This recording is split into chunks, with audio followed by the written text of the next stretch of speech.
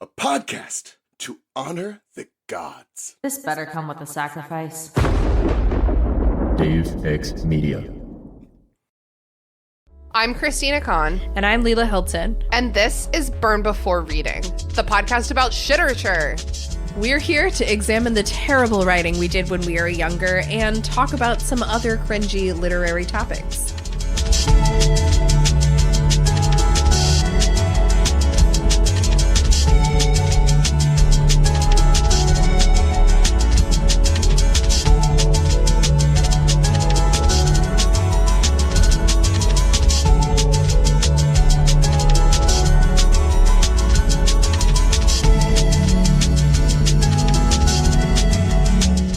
Our guest today is our friend Mary Payton, Public Relations Director of Wildling Press.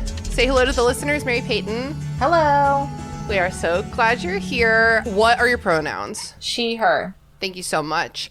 If you are, a patron of the show? You've already heard her voice over on our, our bonus show? That's crazy. More on that to come. But Mary Payton, tell the listeners about Wildling Press.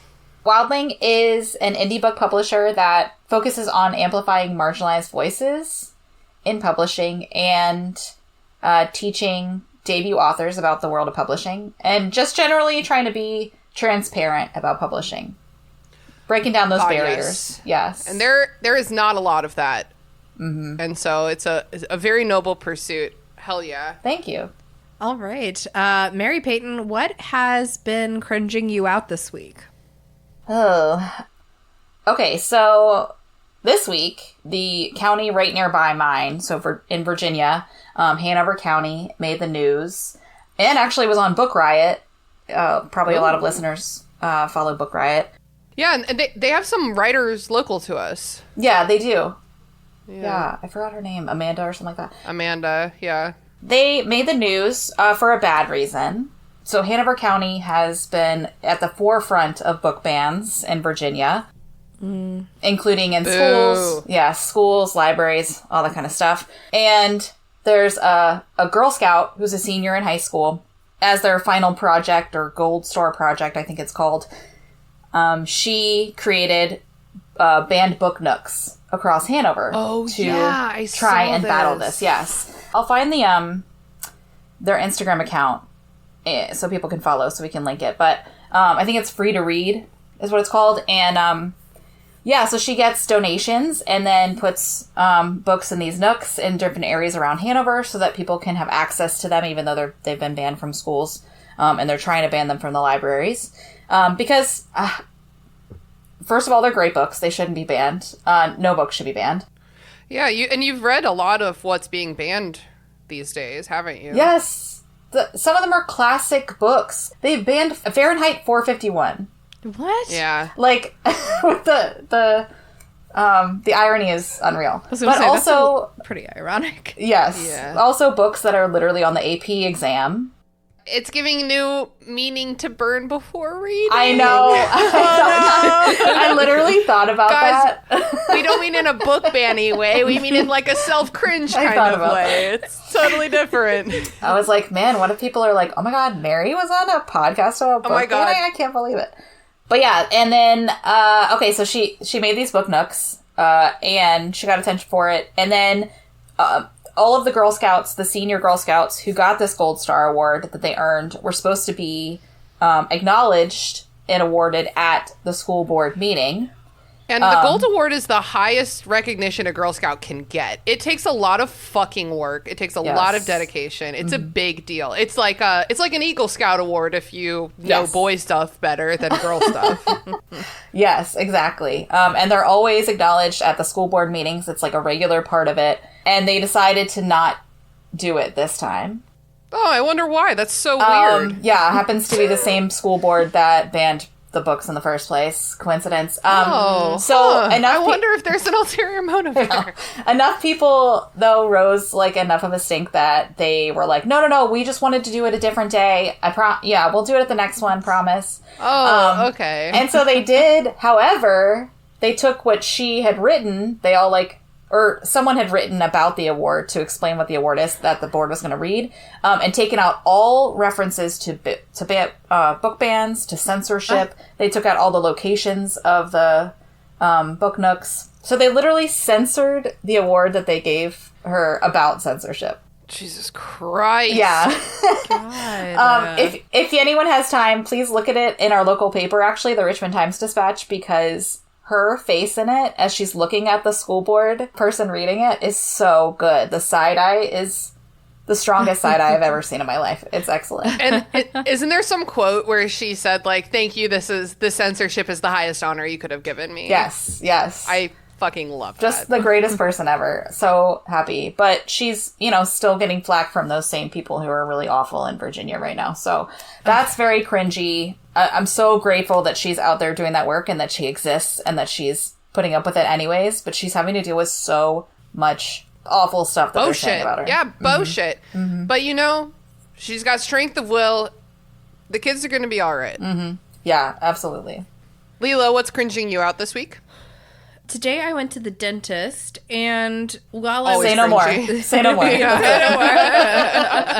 That sucks. while I was sitting in the waiting room, the patient coordinator at the front desk was speaking with the what are they called? Not the dentist, the ladies who do all the work, with the dental hygienist. Yeah, okay. And Ladies who do all the work. It's true. it's so true. It's true. And then the dentist comes in afterwards and is like, interesting. Looks Very good. good. Are you flossing? Yeah. And I'm like, no shit, it looks good. She just cleaned my mouth for half an hour. But like, he was just there, sitting up there. They were talking. They were giggling, gossiping about somebody. And then like I heard them like started whispering, and then like I don't know I couldn't quite hear what they were saying.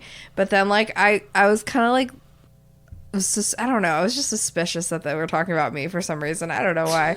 And so I was It's just the like, anxiety. I caught the dental hygienist's eye behind the front desk, and she was like, "Oh, yeah, I didn't realize that was her." You heard her say that? Yes. And I was the only one in the waiting room. But somebody had just left, so I was like, they could have just been talking about her, I Wait, guess. but you don't know what they were talking about? No. What do you think they could have? They're like, oh, kid, this bitch has the nastiest fucking teeth. No, I don't even think so. so. They always say nice things about my teeth. I can't think of what they would have said, other than like one time I no-showed. So maybe they thought maybe they were talking about This that. is the fucking bitch who knows shit. Yeah. I didn't realize that was her. But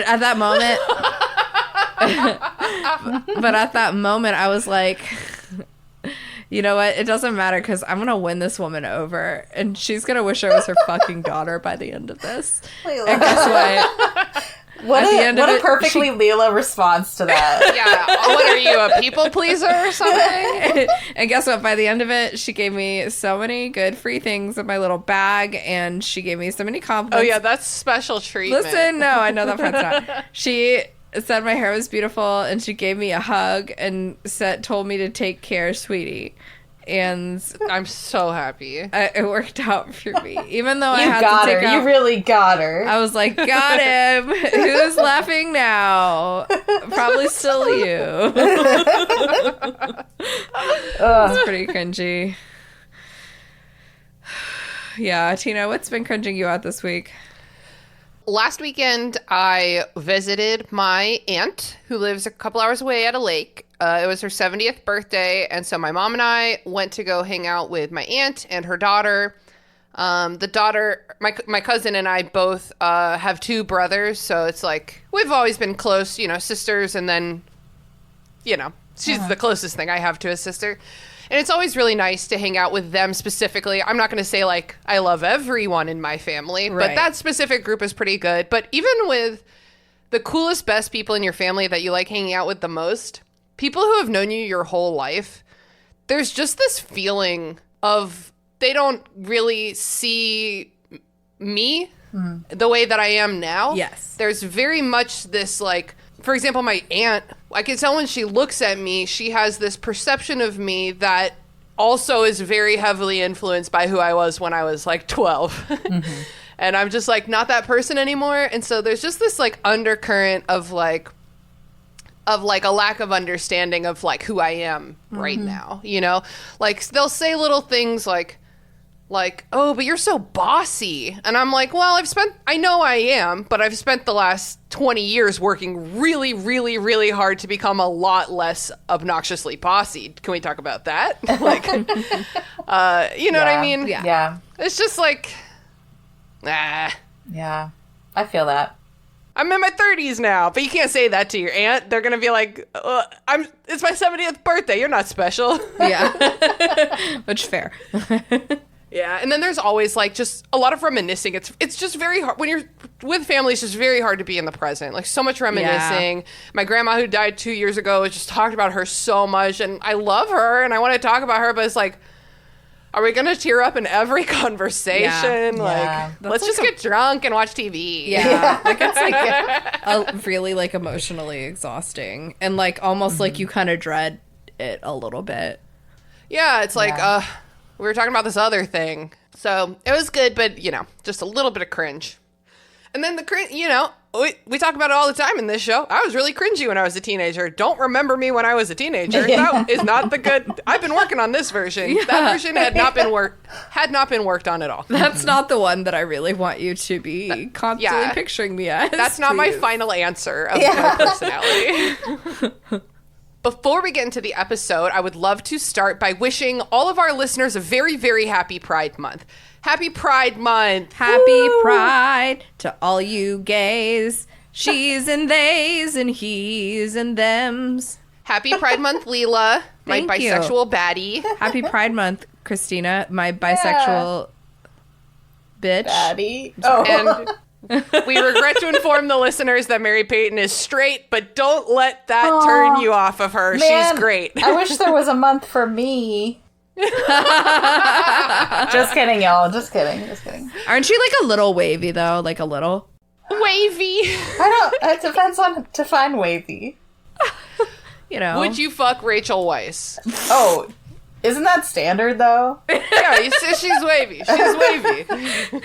There's some people who would be like, ugh, no, only dick for me, sir. Oh my god, no. Those people are crazy. We do have a whole month of gay shit coming right at you. We're going to get a couple different queer perspectives going. We're going to talk about some cool stuff, a variety of subjects. Today we're going to dive into talking about one of our favorite non-binary authors. But before that, I'm going to say, but before we do, like 6 times, because we have so many special announcements. Leela, do you want to tell them about the Patreon? Yes, I would love to. So, we are really excited to be able to announce our Patreon. We've got 2 tiers so far. Our first tier for only $1 a month. What a bargain. For as little as $1 a month, you can join our Discord server and be a part of our wonderful, wonderful Discord community full of all kinds of colorful characters and nerds that have very similar interests to you. I call them the anxious queer nerds. Yes, this is very true. There are some wonderful people in that server. We talk constantly. We have channels about all of our network podcasts. We have channels to share pictures, to brag, to talk about stuff that bothers you, to talk about video games, movies, and sports. I think I muted that one. I don't. Yeah, we decided we didn't want to do that one. But no, it's in the server. It's just mute. I just have it muted. Yes, it's in there somewhere. I think I checked it during the Super Bowl.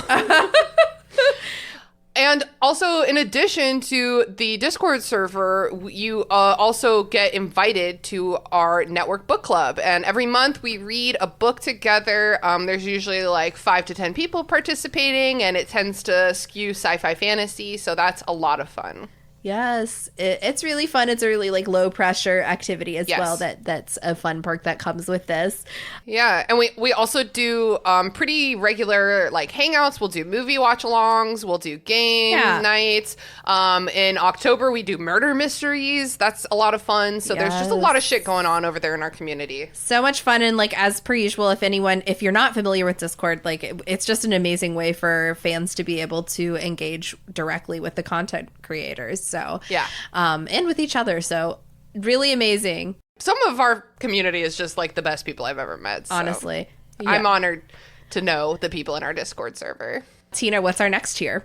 Our $5 a month tier is what will get you our monthly bonus episodes. Our bonus show is called Burn After Reading, and as you may be able to surmise, it's about literature and literary stuff that we actually like and enjoy. Our first episode came out on Saturday. Our episodes are going to come out on the first of the month. Go ahead, Leela. Wake up, wake up, wake up. It's the first of the month. Wake up, wake up. Put your shoes and go on. It's not the words. Yeah. And so for our June bonus episode, we had Mary Payton on, and we are talking about Iron Widow by Xiran Jay Zhao. And that's a great book, and I know a lot of you have read it, and if you haven't and you're not interested, we'll tell you the plot, kind of. It's a little chaotic, but we do our best. So we're going to be talking about a lot of really cool stuff over on the bonus show. We're going to be talking about Animorphs, American Girls, books we like. What if we liked the books we talked about? Imagine. You know, like good poetry. It exists. I'm not the biggest fan, but good poetry does exist. So that's what we'll be talking about over there. It's going to be awesome. And we all would love recommendations as well for bonus episode content if anyone has something great. Yeah. We'll listen. We may not accept, but we are always open to listen. Yeah. Yeah. And before we get to the episode, What? another really exciting announcement, guys. This is just the month that we become a real podcast. Like, we're finally here. We're finally real. We have launched our merch store. God damn, I'm so fucking excited about our merch store. Don't you want to put our podcast name on your boobies, all on your titties? Yeah. Yeah. Huge shout out to our logo designer, Michael Hardison, also of Wildling Press, for fixing up those files for us, making them print ready, which included losing all of the files after he was mostly done with them and having to start over, unfortunately. Oh, no. So huge shout out to him. Let's buy him a free shirt. And we got only logo stuff for now. We got t-shirts and mugs and tote bags and stuff like that. And we'll be introducing more merch moving forward. So along with bonus episode ideas, if you have any merch ideas, you can always let us know at burnbeforepod@gmail.com. So basically, there's a lot of ways to support us, and you can do any of them. And while I'm doing this spiel, if you don't have any money, you can write us a review on Spotify or Apple Podcasts. You can write us a review on Apple Podcasts. You can rate us a review on Spotify, and we would love that too. And that is completely free. Yeah. Free for everyone. And if you decide to write us a good review, we just might even share it on the show sometime. So. Oh, yeah, totally. Yeah, I would love to do that. So there. So what are we talking about today? We are talking about... Yes, literary drama. Other cringy literary topics, I would say this would fall into. Yes, totally. Back in April, the author of the aforementioned Iron Widow, which is a great book, like I mentioned, we covered that in our bonus episode on Burn After Reading last Saturday. Back in April, Xiran Jay Zhao posted a video on their TikTok joking about how people often ask them why they're always involved in drama online. And they pointed out that they're not exactly like looking for drama. The drama comes to them as a queer Chinese writer, and they just don't shy away from it. But they have been involved with a couple interesting, super cringy literary things that we just kind of wanted to chat about. The first thing we're going to talk about related to Xiran Jay Zhao is the Hugo Awards. For those who don't know, the Hugo Awards are an extremely prestigious annual science fiction and fantasy writing award that is hosted in a different place each year. In the past, I've only ever heard really awesome things about the Hugo Awards. They've awarded some great science fiction and fantasy novels. Yeah, just generally an seemingly very upstanding kind of award. Like, usually drama, in my mind, at least, as a reader, I'm not seen like just random drama surrounding it before. Yeah, it's kind of like, oh my God, there's been so much drama about the Nobel Peace Prize. And it's like, what? Maybe honestly, now that I've said that, there probably has been a lot of drama about the Nobel Peace Prize. And I actually remembered just now that it was founded based on some drama, but you get the vibe. This year, on January 31st, on TikTok, Zhao explained a lot of this. I think there's 2 TikToks about this. The first one was a little earlier, being like, what's up here? And then I think it's this January 31st TikTok where they explained in detail. Zhao is also very active on Twitter. I don't know anything about that. I am not on Twitter, but a lot of the receipts that they be providing about this stuff comes from Twitter, etc. A lot of their discourse happens on Twitter, but they make these very nice little TikToks explaining the drama for me, which is, thank you, Xiran. It's so nice, I really appreciate it. Yeah. This was, I think, the 2022 awards. It just says last year. I think it was hosted in 2023, but it was like 4 2022 debuts or something like that. Yeah. Mm-hmm. These awards were hosted in China. This was a controversial choice for obvious reasons. There's a lot of controversy surrounding China regarding their censorship of the people and their fucking genocide of the Uyghur people in China. A lot of authors said, please don't do this. A lot of people said something crazy might happen because of this choice, and they were right. So Zhao was in attendance at the Hugo Awards, and they looked stunning. Did you see that outfit? Yes. It's the most beautiful dress I've ever seen in my life. Yeah. They looked like royalty. They didn't get nominated. They didn't think twice about it. Shit happens. Yeah. But then the Hugo Awards are supposed to release the stats, their voting stats. These awards are supposed to be chosen by the people. Mm-hmm. They're supposed to release these stats within 90 days of the ceremony, and they usually do so within a couple days. Because there's usually nothing to hide. No drama. Right? But this time, they took the full 90 days. And when those stats were released, it became evident that Xiran Jay Zhao, along with R.F. Kuang, who is the author of a lot of really famous books. Yes. Yeah. This award specifically was about Babel. The book of hers that I've read is Yellowface, which was really good. Yes. Did they also write The Poppy War? Is that R.F. Kuang? That sounds right. Yeah. They are very, very famous. She's getting pretty famous these days. Yeah. Prolific, absolutely. So Zhao Kuang and a couple of other, Paul Weimar, I'm not sure who they are, and as well as an episode of Sandman. I don't have details about those two, but they were all labeled as ineligible for the nomination. Mm-hmm. This was indicated on the sheet by an asterisk. So it's not like a little text box where you like write your little feelings. It's just like, it just literally said like Xiran Jay Zhao asterisk. And then at the end of the page, it says like asterisk equals not eligible. That's all you got. So people started asking for answers. I think this is around the time when Zhao posted their first TikTok being like, can you please help me raise a stink about this? Like, what is happening? And the Hugo Award admins got mean. Yeah. Instead of just explaining themselves, they really made assholes of themselves. It's I have so this one wild. Oh, you're gonna read them? Okay, good. Yeah, I want to know. It is so well. I just got one example. Dave McCarty. Fucking Dave Dave. McCarty. Yes. So basically, people are like, "Can you please explain this?" And Dave is maintaining like, "We have explained it. They're not eligible." This person said, "No, because the question has not been answered, and now you're just Oh, actually, Dave said, asked and answered, are you slow?" This is a Facebook exchange. Dave McCarty is on the Hugo Award admin team. Damn. This person responded, no, to are you slow? Because the question has not been answered, and now you're just resorting to insults instead of answering a very reasonable question. Yeah. Not a great look. No. I would love, Mary Payton, if you would read this. I'm going to share my screen. Yes. Oh, Dave, you idiot. Will you read Dave's response? Can you read it? Yeah. The question has, with asterisks around it, been answered multiple times. And then they just repeat the same thing. After reviewing the Constitution and the rules we must follow, the administrative team determined those works/persons were not eligible. And then this is back to Dave's riffing here. You are clearly, again in asterisks, misreading the answer. That's not my fault, and this is my space. It's not my responsibility that you can't parse a sentence in what I assume is your native language. My responsibility is to answer correctly and truthfully, which I have. I am not responsible for making you understand it. Oh my I just want to take a moment. To reiterate that on our bonus show last week, we talked about Iron Widow and the beauty and catharsis of female rage. And it is men like this that build that rage inside of me.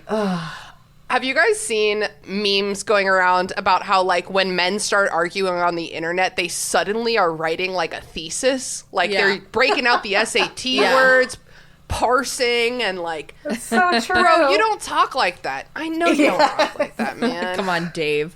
Come on, Dave. Just why? So, there is absolutely no professional situation where any language like that should be used. Is appropriate. I mean, why even say anything if you're not going to say anything? That's the thing, is like he's trying to shut it down without answering, and like the only way to shut it down is to answer. Just want to note that screenshot we read, I screenshotted it when it popped up on Xiran Jay Zhao's TikTok, so like obscuring some of the text is their very cute profile picture of them in a cow costume. Yeah. Very cute. That's also their author photo in Iron Widow. I love it. I couldn't believe that. When we were reading it for book club, I was like, guys, look at the author picture. It's so silly. Maybe they just like didn't take a lot of pictures of themselves, and they were like, no, I think that they literally said something about how they like made a promise to someone that they would take their author photo in a cow costume if they ever got published. It's something like that. That's so it's cute. really cute. It's really cute. Yeah, so that is that. And like that was one person speaking. It wasn't from like the official Hugo Award Facebook account, but like you're responsible for the people you employ. Yes. Yeah. And like, are you slow? That's a fireable. Yes. I would fire that guy. I would fire that guy. Yeah. Yeah. But also the Dave. Also the comment of like, I'm sorry you can't understand what I assume is your native language. Oh. And that, I mean, especially since we're talking horrible. about Chinese political shit going down here, like that's fucked up. Yes.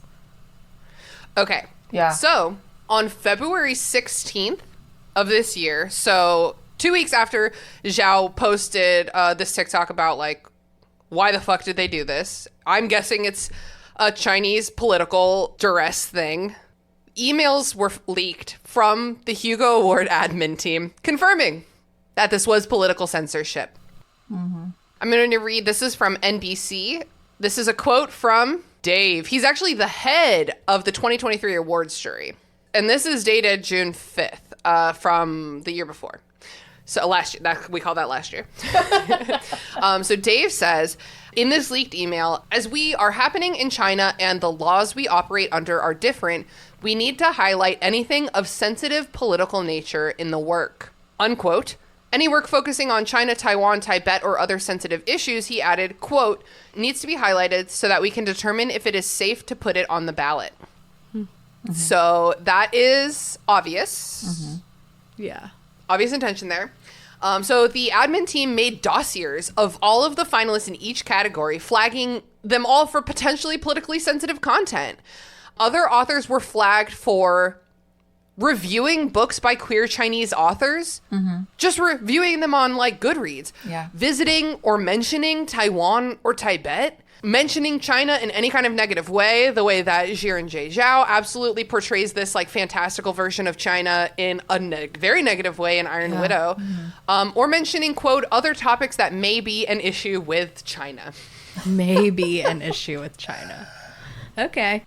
Zhao was flagged for retelling the story of Empress Wu Zetian, which we didn't even mention that in our bonus episode. Oh, but that's fine. Yeah, we didn't even mention that. I just realized that. Yeah. And furthermore, for being an internet personality, which people can do anything when they're an internet personality. I mean, John Green is an internet.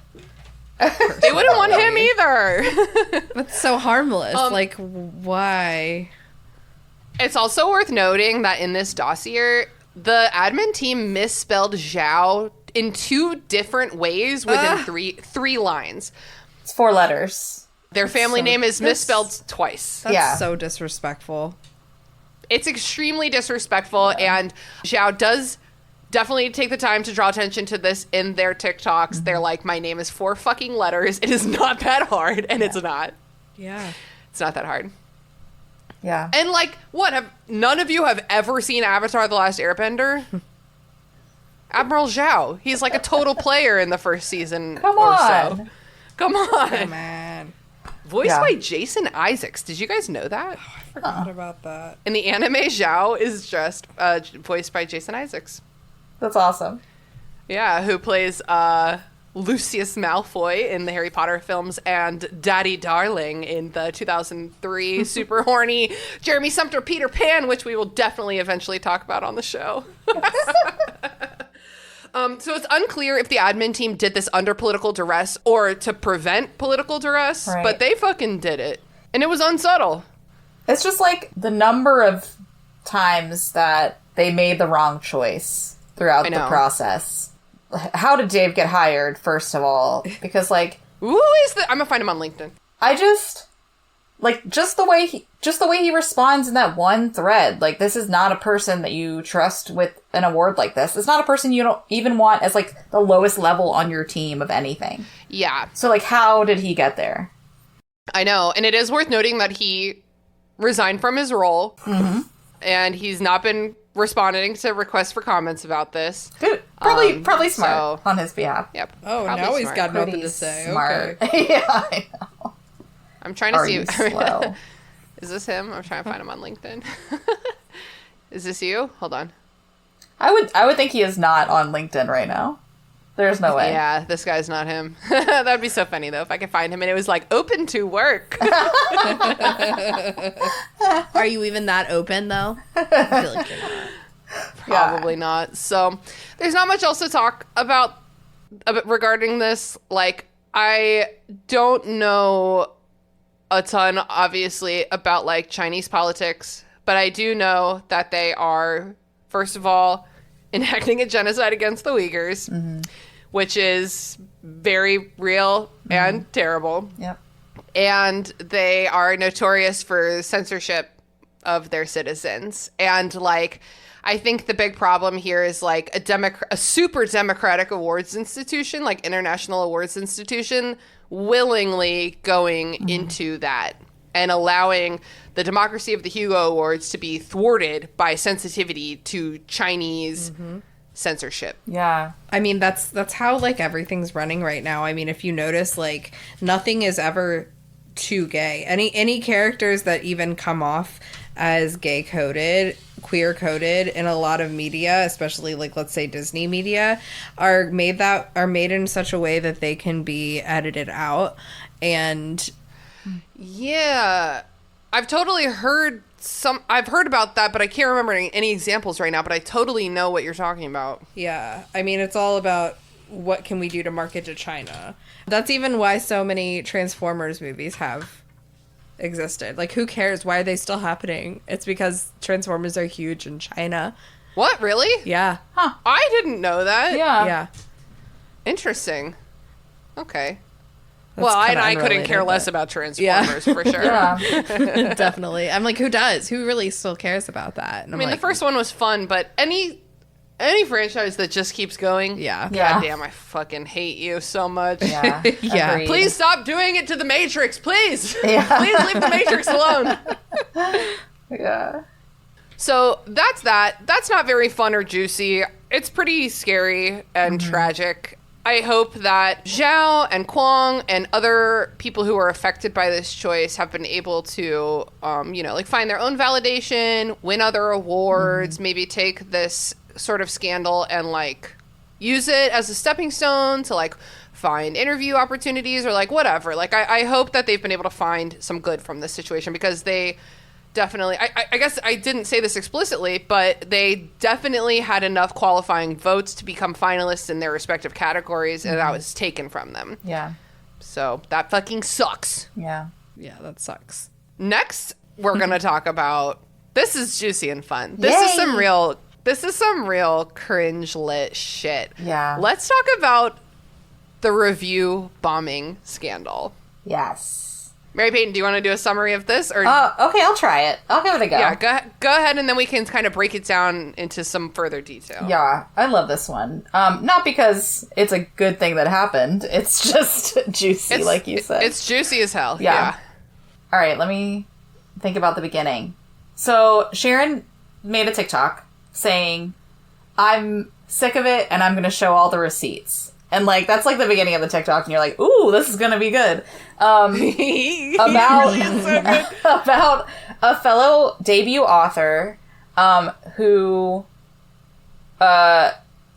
Xiran believed at the time, or knew at the time, they had receipts and everything, that this debut author had made fake accounts on Goodreads, mainly on Goodreads, I think other places too, but mainly on Goodreads, review bombing other debut authors that were coming out in the same year as their book.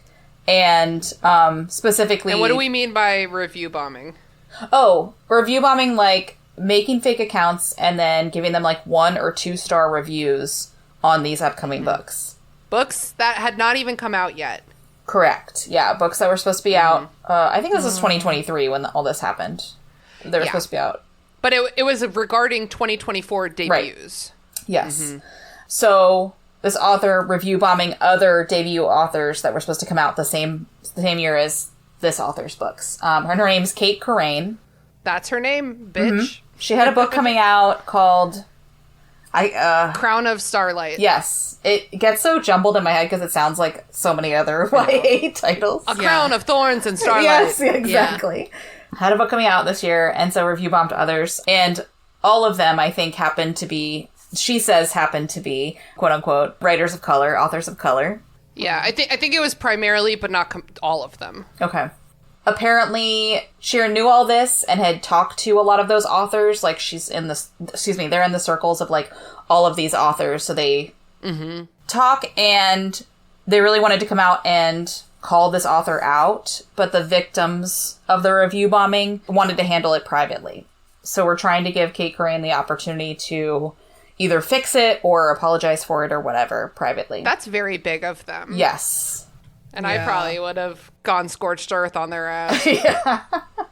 And this is where, it's what we love Xiran for, honestly. Yeah. And, of course, that didn't work. That didn't end up working. They just denied it and said, what's the next thing that happened? Can you do the notes for this part? Yeah, totally. So Zhao is like tweeting about the situation without giving names, giving the villain a chance to come forward. I wrote the villain in my notes. I love it. So this led to a huge mystery of people on Twitter trying to figure out like who this is. So then some of Kate's friends sent proof of Kate discovering that a friend had been trying to help her out by posting these reviews. Would you guys mind doing a dramatic reenactment of this conversation? Please. I would love it. Who wants to be Kate and who's going to be Lily? I can be the bitch. It's fine. Okay. Which one's the bitch? Oh, that's so true in this scenario. I'll be Lily. Okay. So if yesterday's nonsense wasn't enough, today I got an email that said there were a number of ratings and reviews left on my book by illegitimate accounts, which I guess explains why my rating was fluctuating wildly up and down over the last week. Also, my car is in the shop, and they don't know why the battery doesn't work, but they'll get back to me when we know anything. So I'm not really holding out hope. This week continues to spiral, and I go with it. What do you mean? About what part? A lot of things have happened. The ratings. I mean that people were making fake accounts to rate my book, or books in general, I guess. So someone was rating your book low? No, the email was fucking weird. Like? 4 question marks, screenshot of the email. It seems like the reviews were positive, but I didn't do anything? Rating books high is against the rules? Okay. No, but making fake accounts to rate them high is. It's artificially inflating a book's reviews. That's against the rules. Oh, I didn't realize you could get in trouble. What? Please don't get mad. I made a couple accounts. I think that was me. What? Why? 6 question marks. The other night when you were worrying that your book would get overshown by bigger books at your publisher, I wanted to help. So I made a couple accounts. It's hard to say couple accounts. So I made a couple accounts to rate your book high. I'm sorry, I really didn't think it would be a problem. What the fuck? Why? I don't need fake reviews to help, me. Jesus Christ! All caps. I'm sorry. I really didn't think it would hurt. I was trying to be nice. Oh my God. I don't even know what to say. I don't need you to step in and try to be nice with this. Do you have any idea how patronizing that is? How humiliating? How much damage you could have done? I'm gonna be sick. I'm literally gonna vomit. Someone just posted a screenshot of my writing group. Screenshot of a tweet by Xiran Jay Zhao talking about this. Please come forward, etc., etc. This is still you. Please, for the love of God, tell me you weren't actually stupid enough to use the same accounts that you made to boost me to bomb other people. Well, I didn't think anyone would notice. In the spirit of Burn Before Reading, we read everything exactly as it's written. I'm literally going to be sick. I need to email my agent. This could literally cost me my fucking career. I don't even know what to say. This is such a violation of my trust and of out friendship. I'm so sorry, Kate. I'm really sorry. I didn't think it would hurt. How could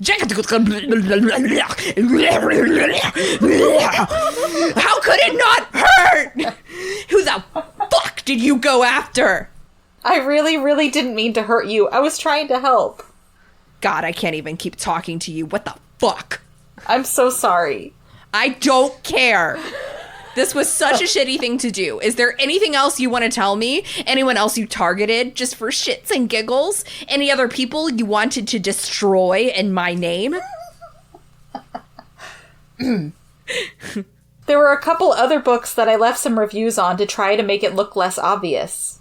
Names. Who? IDK, just some other people on the debut lists that I saw getting a lot of buzz. I just wanted to help. This is psychopath behavior. Girl. I'm sorry. I was only trying to help. You keep saying that. I think we're done here. I really didn't mean it. Please forgive me.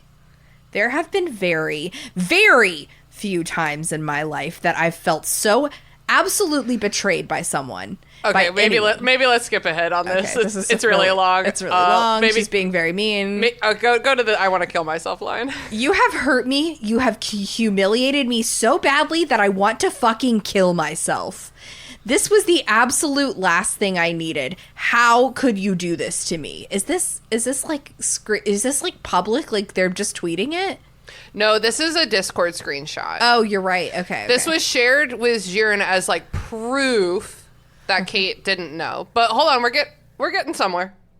I'm so sorry. I'm so sorry. Fuck off.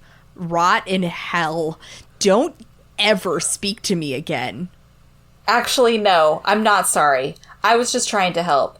Yeah, I messed up, but I was trying to be a good friend. It's not that big a deal. And if it is, maybe you should try and be nicer. If your career is so fragile that something like this could break it, then maybe I should keep going. You're just insecure and pathetic, and your book is terrible. I was trying to help you because I felt bad for you. You're gonna regret this.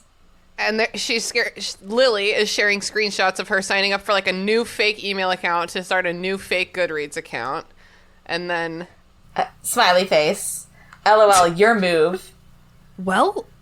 No, this is still... Oh, it's still Lily. Well, I just remembered something important. A lot of my bad reviews were for POC authors.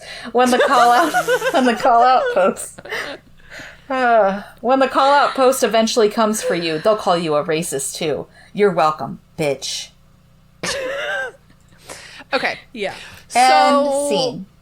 So, and for the record, I'm reading that from this 41-page long Google document called Review Bomb Receipts that Xiran Jay Zhao published, and I will include that in the show notes if anyone wants to look at every single moment of this drama. It's a good time. Xiran was like, yeah, I don't know if I really believe these. Yeah, it's immediately comes off as really ingenuine. Like, it seems so phony. Mm-hmm. Yeah. Especially the end, dude. Like, oh, I just thought of something else. The villain arc. Friends aren't like that. Like, what?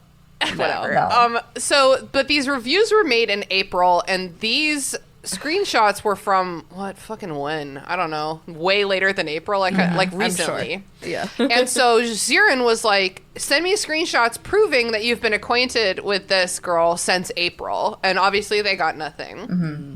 Kate then went to a Slack channel for 2024 debuts and was like, okay, Xiran Jay Zhao's talking about me, but it was my friend.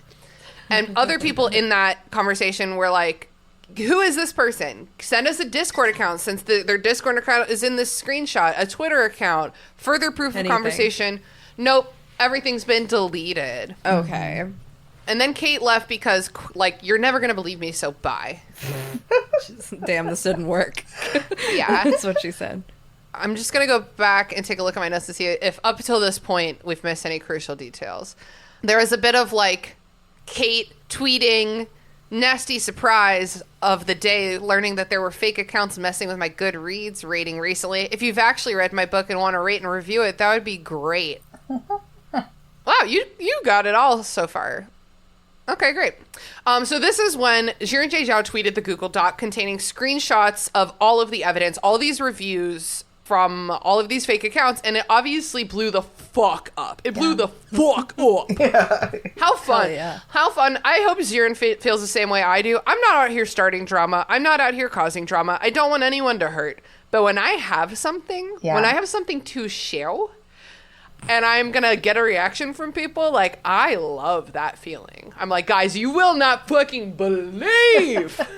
Well, especially when, like, you were really taking the higher road. You were really, like, holding back. Yeah. And trying to be fair. Mostly to the victims of the review bombing. But, like, trying to, like, do what is civil, you know, in this case. Yeah. And then you get the opportunity because they just make it worse. And you're like, all right. Yeah. Xiran said in one of their videos, have you ever watched someone ruin their own life? Like, this is a really fun part to me. So something we failed to mention is this author, Kate Corain, apparently was also pretty involved in Reylo fanfiction. Mm-hmm. That's Rey and Kylo Ren from Star Wars, if you're not familiar. Reylo fanfiction is thriving out there. Yeah. And so Kate Corain was involved in Reylo fanfic, and they said this friend Lily is from the Reylo fanfic community. So when all of this stuff went public, the Reylo fandom stepped up, and they said, we don't know who Lily is. And also, they ran a textual analysis that pointed to both sides of that conversation having been written by the same person. So shout out to Reylo fans. Like, what the hell? Yes. Oh my god, that's so funny. It's so cool. You can't try to outright the writing community. Like, no. Especially the fanfic community. Are you fucking kidding me? For you. They do it for free all the time. Yeah. Like, yeah. So y'all have maybe heard of Ali Hazelwood. Mm-hmm. She wrote, I think, The Love Hypothesis. So Ali Hazelwood and Thea Guanzon are both Reylo fanfic writers who got published with non-Reylo books in the real world. Thea Guanzon didn't write down the name of her book. The Hurricane Wars. How could I forget? And it's a stunningly beautiful cover. Mm-hmm. Thea Guanzon was Kate's friend who had written a very nice endorsement for Kate's book, and Kate review bombed her. Yeah. Wow, what a horrible person. I know. So here is a list of the most affected books by this review bombing.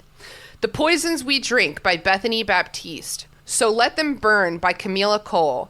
To Gaze Upon Wicked Gods by Molly X. Chong. Voyage of the Damned by Frances White. Mistress of Lies by K.M. Enright. Drag Me Up by R.M. Virtues. Those are some of the books that were most affected by this review bombing perpetrated by Kate Corain. And as you can probably hear from their names, as we mentioned, most of these are people of color. So Leela and I wanted to take the opportunity to support these authors who have been unfairly bombed. I'm sure they've gotten a lot of wonderful press from this, you know, hopefully that balances out the damage done by this review bombing. But Leela and I want to be a part of that. And so we're doing a little contest. Anyone who signs up for our Patreon by the end of the month will be entered into a contest. We're going to select one winner to win any of these books of your choosing. That's awesome. So if you want to have the opportunity to win one of these awesome books, please sign up for our Patreon. We're also going to post links to these books in the show notes if you want to buy them yourselves. Anything you can do to support these authors. Will be actively working against Kate Corain and her terrible actions and actively working to support debut indie authors of color. Yeah, fuck Hell you, yeah. Kate. Do you remember the apology, Mary Payton? I remember some of the important details. Should we read it? Was it the Yeah. one? Well, yeah, let's just read it. Let's just read it. Let's do popcorn style. We can each read a paragraph. And another thing about, like, Kate, how crazy this all is, too, is, like, her book was, like, set to be a really good, I don't know about good, but set to be a really popular book in 2024. Oh, yeah. Like, it had a huge deal. It was also part of a, Loot Crate? Or one of those, like... Illumicrate. Illumicrate, right. To be one of those, monthly book subscription services. Yeah, So, it like, was supposed to be the book of the month last month. for literally had Illumicrate. everything going for it. Yeah. And she still just, out of petty jealousy and fear, made these choices. I'll start. Dear friends, family, readers, fellow authors, and members of the publishing community. Since June 2022, I've been fighting a losing battle against depression, alcoholism, and substance abuse, the full scope of which I've hidden from everyone in my life out of shame and a misguided belief that with the right medicine or enough therapy, I could beat it. In late November 2023, I started a new medication, and on December 2nd, 2023, I suffered a complete psychological breakdown. During this time, I created roughly 6 profiles on Goodreads and, along with 2 profiles I made during a similar but shorter breakdown in 2022, I boosted the rating of my book, bombed the ratings of several fellow debut authors, and left reviews that ranged from kind of mean to downright abusive. 2 of those authors, Molly X. Chong and Danielle Jensen, are fellow Del Rey authors. Camila Cole and Bethany Baptiste just happened to be on the wrong good list reads at the wrong time. I felt no ill will towards any of them. It was just my fear about how my book would be received running out of control. My memories of this are extremely fuzzy, so it's possible there are a couple other authors. If so, please know I take full ownership of what I did to you as well. I'm sorrier than you'll ever know. There's nothing I can say to erase what I did to you. When I was slapped on the wrist by Goodreads and vague tweeted by a handful of people, I panicked that my secret was about to get out, and rather than taking responsibility for my actions, I tried to cover my tracks. Still in the middle of this breakdown, conveniently, I made up the world's sloppiest chat with a non-existent friend who was supposedly to blame, and sent fake apologies for the actions of said friend, which only made things worse. I betrayed the confidence of my agent, my pub team, my readers, and my friends, and betrayed my own deeply held values. I also dragged one of my dearest friends and fellow debut authors into the mud with me when she came to my defense. I'll leave her name out of this so as not to pull her in even deeper. However, if she wishes to come forwards, I'll apologize her publicly as well. Let me be extremely clear. While I might not have been sober or of sound mind during this time, I accept responsibility for the pain and suffering I caused, and my delay in posting this is due to spending the last few days offline while going through withdrawal as I sobered up enough to be brutally honest with you and myself. I know some of you won't forgive me, and I recognize that you're not required to. No one ever wants to be judged by their worst actions, but that's not always up to us. I'll be reaching out to everyone directly impacted, though that may take time since I'm checking into an intensive psychiatric care and rehab facility, which means I'll be mostly off social media as I need to give 100% to the program if I want it to stick. All I can do going forward is to try to live my life in a way that shows you these aren't empty words. Yours, with so much love and the utmost heartbreak, Kate Corain. So, Kate is here talking about mental health. And assuming these things are true, which we give everyone the benefit of the doubt, it takes a lot of bravery to talk about that. That's very honest of her. If it's true, it's hard to believe these things to be fully true because of her track record of lying and ducking responsibility. Yes. She's also claiming, like, the Fight Club defense, where she's like, oh, I was in such a spiral that I don't remember it. Right. And I'm not saying that's not possible. None of us are mental health professionals. Fight Club has a precedent in real things, but, like, it's not truly accepting responsibility if you're like, I take full responsibility, don't judge me based on this. I was super sick and I don't remember any of it. It's like, that's not what responsibility is. And some of the language is just so frustrating, too, because, like, well, all the languages, but none of us want to be judged by our worst actions, but sometimes it's not up to us. That's so manipulative. Yeah, Yeah, I don't know what the word is for that kind of tone, but I hate it. It's horrible. It's like she's taking a moral high ground in this. Yes. Yes. It's like victim, Mising herself. but like self-victimizing, I guess, is the word I'm looking for. It's like, oh, poor me. Like, I'm barely even of sound mind. You know, some people have just chosen to hate me. But that's their choice, not mine. And it's like, why do you think, though, that anything is happening? I know. And the way that she says, like, that she was going through all of these things, which may be true, again, but, like, the way that she specifically says that no one in her life knew about. Like, I understand that many people hide those things, right? Like, for sure. Yeah. But, like, to say specifically that no one else knew about, so that, you know, that just gives her room to say something that no one in her life has seen any evidence of. Yeah. It's like, oh, I have an alibi for the murder. I was in the woods alone on a hike. And it's like, well, that's actually not good enough. Leela, I know that you started reading Yellowface by R.F. Kuang. Yeah. Speaking of whom, are you far enough into that to have an eerie sense of deja vu with this story? Yeah. I've been thinking about it this whole time. Yeah. Well, it's very like, oh, well, what I did was not my fault. It just, you know, What I would was you in the have right done? place at the right time. Yeah. Or the wrong place at the right time. Whatever. Yeah. Yellowface by R.F. Kuang. I'm not sure. We kind of want to cover that. I'm not sure if we're going to do it on the main show or the bonus feed, because it's a great book about literary cringe, so it kind of straddles both.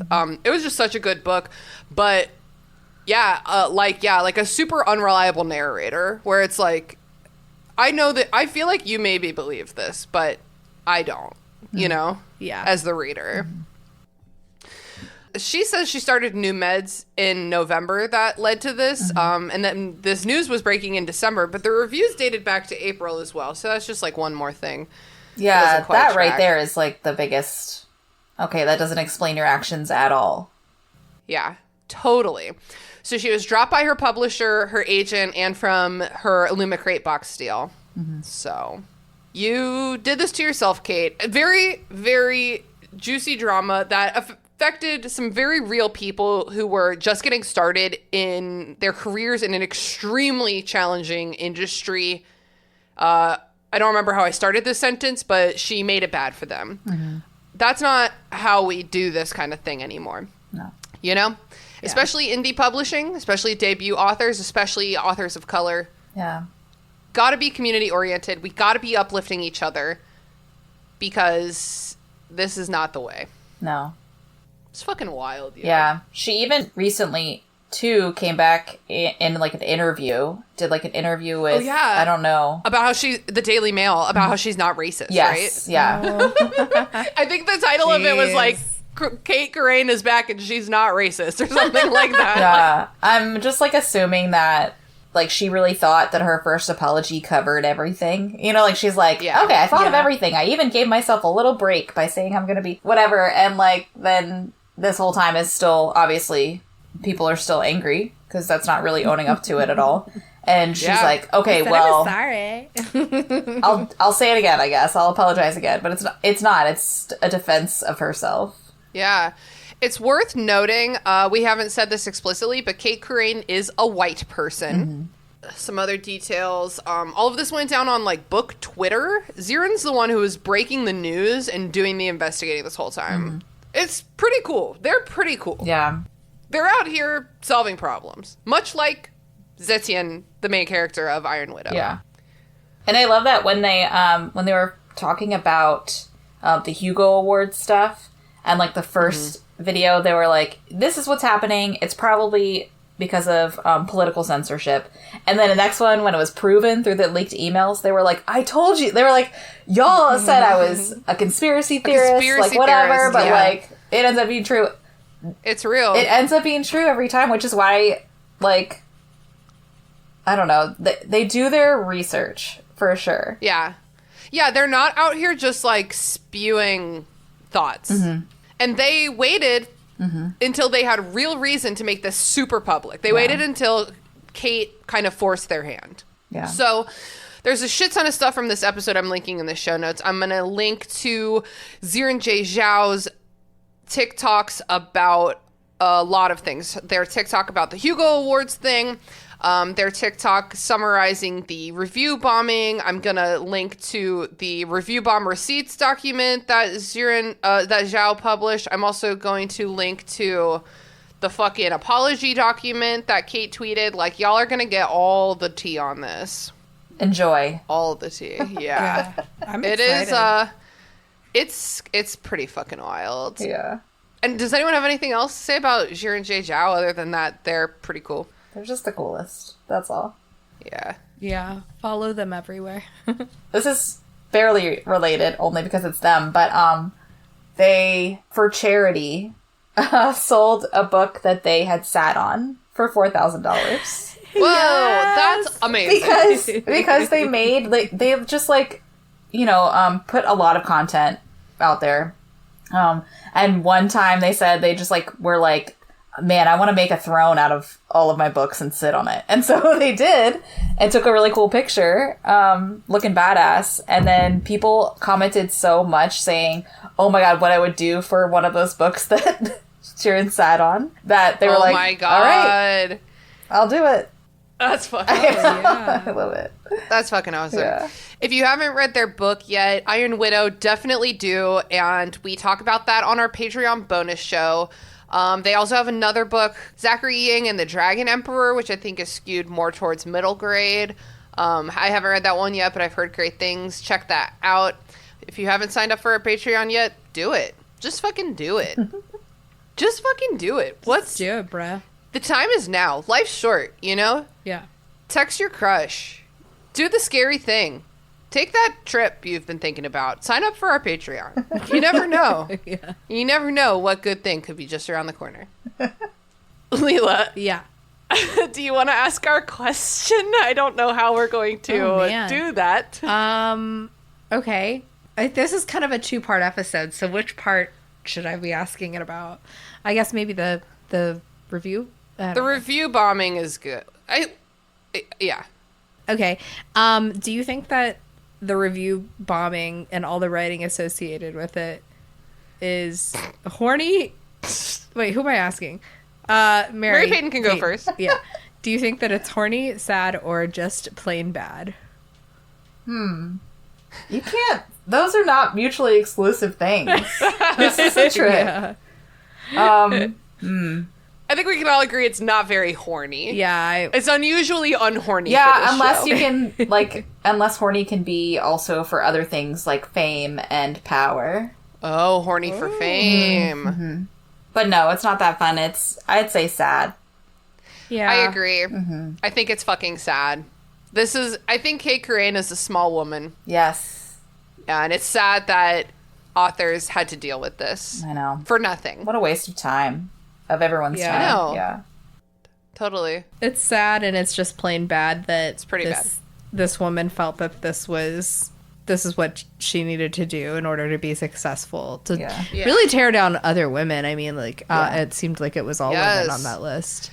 And it is worth noting that in that apology letter that we wrote, there were some pretty basic grammatical and Yeah, spelling I errors noticed that I don't think that people should just know how to do that stuff unless they're an editor, but she had already been edited. Yeah. And these are things that I would have retained after being corrected once. Yeah. Pretty basic You know? stuff, yeah. Yeah. Well, Mary Payton, tell the people where they can find Wildling Press on the internet. You can find us at Wildling Press on Instagram. Also check out our website. It's got a list of our services and what we're all about. That's wildlingpress.com. Hell yeah. Hell yeah. Thank you so much for coming on the show. Yeah, thanks for having me. It was so fun. And if you aren't tired of her voice yet, go sign up for our Patreon. That's it for Burn Before Reading. Until next time, remember, your cringe is part of you. But only a small part of you, and like not important enough for you to tweet about it. Thanks for listening to Burn Before Reading. Created by me, Christina Kahn. Hosted and produced by Christina Kahn and me, Leela Hilton. Logo designed by Michael Hardison. Follow him on Instagram at RoyGBivRVA or check out his work at wildlingpress.com. Theme music by Sakura Wishes. Find me online at Christina Kahn. And find me at Leels for Reels. Follow the podcast on Instagram and Tumblr at BurnBeforePod. Or feel free to give us an email at burnbeforepod@gmail.com. Thanks for listening, friends. See you next time.